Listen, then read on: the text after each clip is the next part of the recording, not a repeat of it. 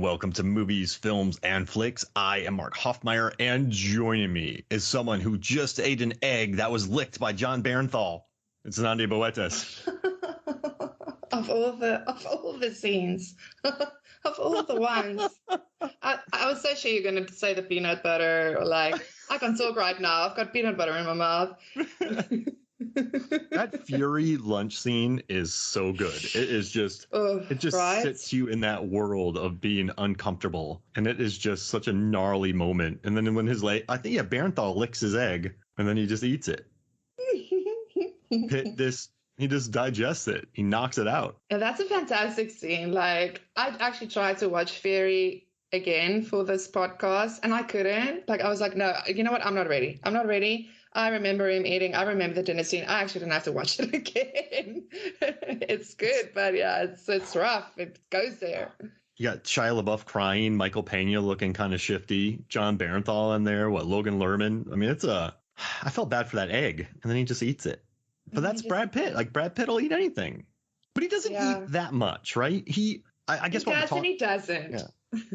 Yeah. That's a great point. He does. So if you... Like, there's a 15-minute supercut online that was released months after I released my data, by the way, Zanandi. So I put this out there in the world. People really liked it. This got covered by, like, I don't know. I'm not patting my own back, but it got covered by a bunch of different sources. And was it Lad Bible? They called me an absolute genius, Zanandi. They called me one absolute genius. Did they pay you? Oh, that makes me so happy. And also, too, like, my username on Reddit's Lundgren's Front Kick. And it just, so whenever I have something hit big, Dolph Lundgren is in the press for throwing a front kick. And that just makes me laugh. It makes me so... That's how you found my work, right?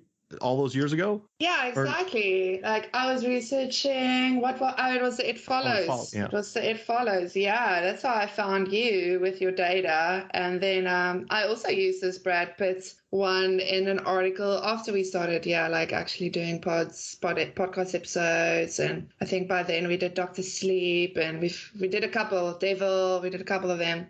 Mm-hmm. And then, I found the Brad Pitt one for a fan article I was writing.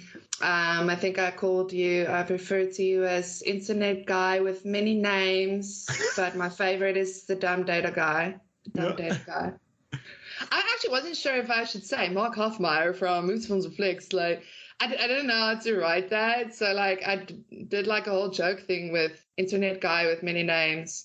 But, like, we at Cracked prefer to call you the Dumb Data Guy. I know some people who tell me not to do dumb data.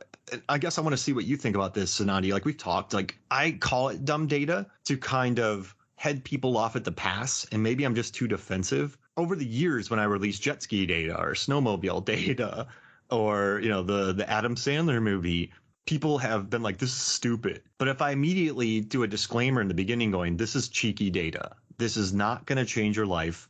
There is some like correlation, but it's not like it's not super. It's spurious at best. I was like, I have not done super math for all of this. It's funny. When I started, I did an article about the best horror films of the 21st century. And I just compiled like Metacritic, IMDb, rounded them up, like averaged them together. And it got shared on AV Club, Cabin in the Woods webpage shared it. Like, it got shared all over. Nice. And so I tried to like recreate it, but I got really in depth with averages and medians and means, and no one cared. Like, I worked on a couple articles for like 6 months, and they all tanked. So this Brad Pitt one, I guess my main thing is like, people are always like, he eats a lot in his movies. So I'm like, okay, well, I have a library near me. They have DVDs, and I can go online and check them out. I can grab 10 at a time. I'm going to figure out how much Brad Pitt eats. I'm just going to fast forward through his movies and put together every scene. And it's paid dividends for me. And it's super simple, too.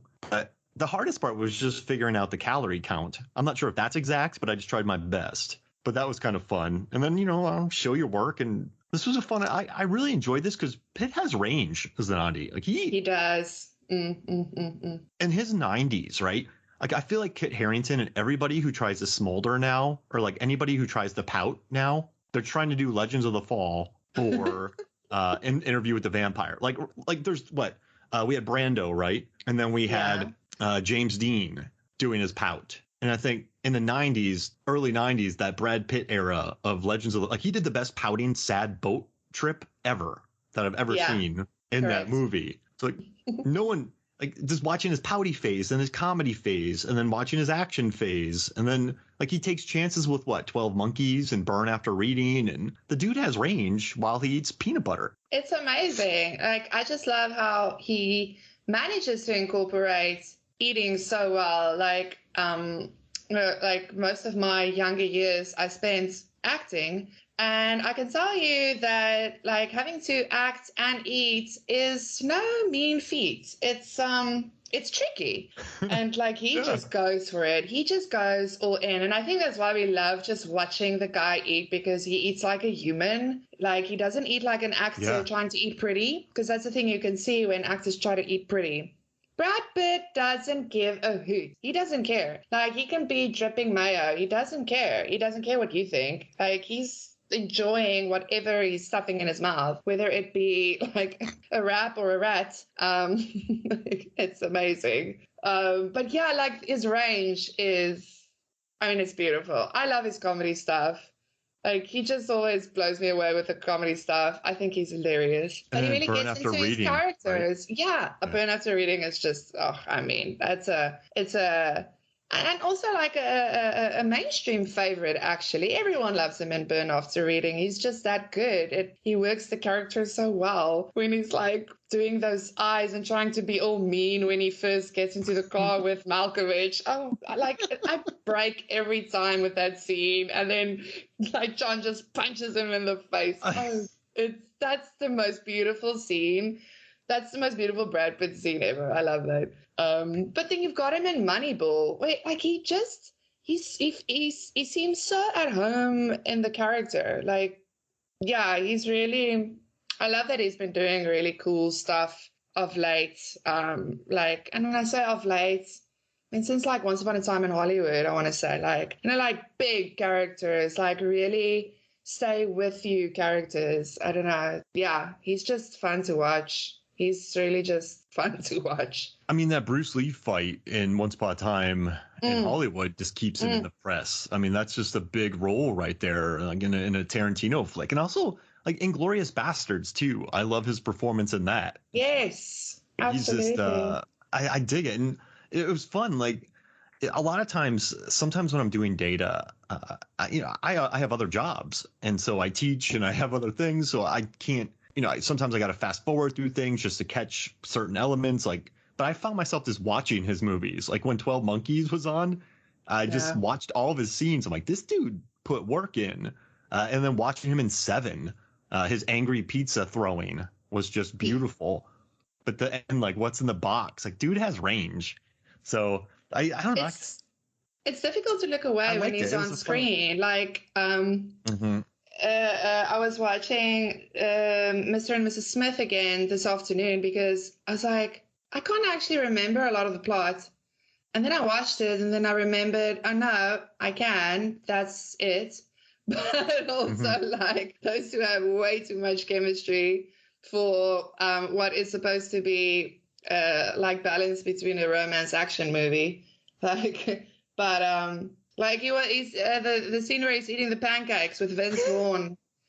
I mean, Vince Vaughn is sitting next to him, going off, doing his Vince Vaughn thing, ratting his mouth. And I'm not even hearing Vince because I can't stop watching Brad Pitt eat pancakes. Like, and he's not doing it all sexy. He's not doing it all anything. He's just sitting and he's eating pancakes and I can't take my eyes off him. I did notice his fork What is form. that? He does like a stabbing with his fork where his pointer finger's on the back of the fork and then he kind of like stabs it down and then brings it forward.